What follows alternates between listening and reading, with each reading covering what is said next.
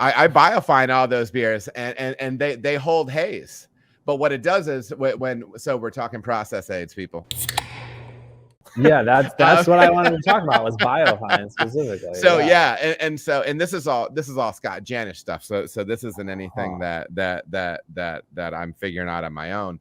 But I think you pull the hop bite or the hop burn, the polyphenol burn out of those aggressively dry hop beers. So I think those beers hit prime quicker when you're doing that. But we're talking about beers that are receiving 3, 4, 5 pounds per barrel dry hop. You know what I mean? That kind of need some of that time. But for me, so what I do is I do 150 milliliters per barrel for my beers that I want to be really bright. So for lager, I'm doing 150 mils per barrel. So for my hazy stuff, I'm doing 100 mils. So I'm using a third less in those. So I'm not giving it like my full. I really want this thing to be clear.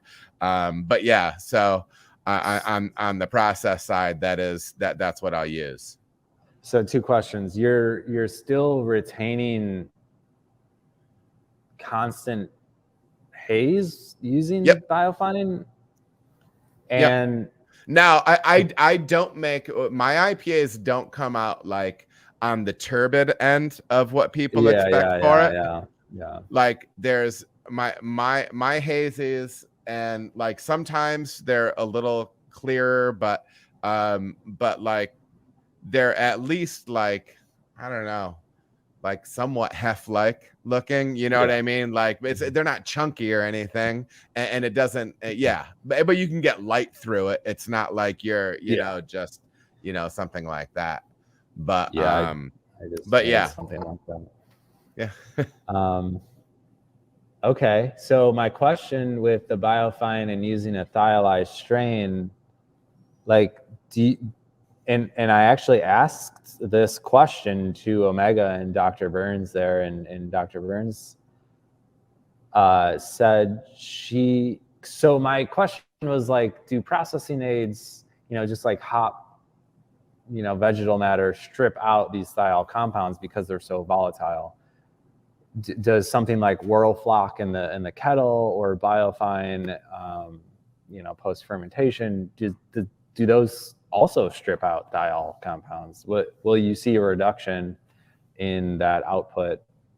From what was her take on it?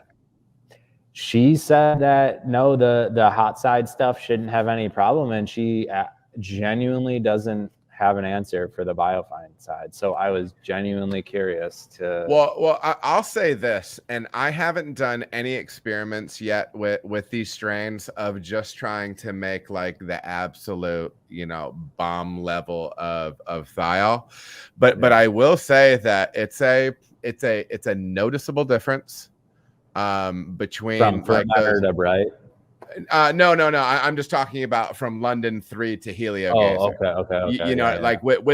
With roughly the same beer, there's a noticeable difference, and like my people have noticed it. Like my customer base, I'm getting questions about how did I change the recipe to Sabo, and I've brewed that beer different almost every single time I've made it. Nobody has said anything. And are they saying how or why? They're saying it's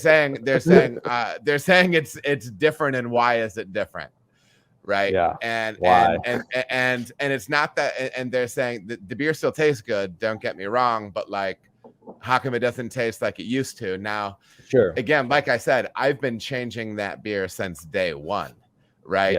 And so this is the first time where all I did was swap the yeast out, and people are like, hey, something's going on, right? So there is, and again, anecdotal, but there is a difference there. And my guess would be is I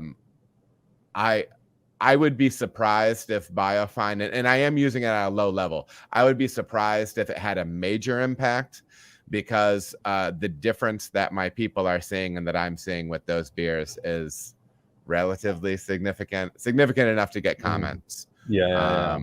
But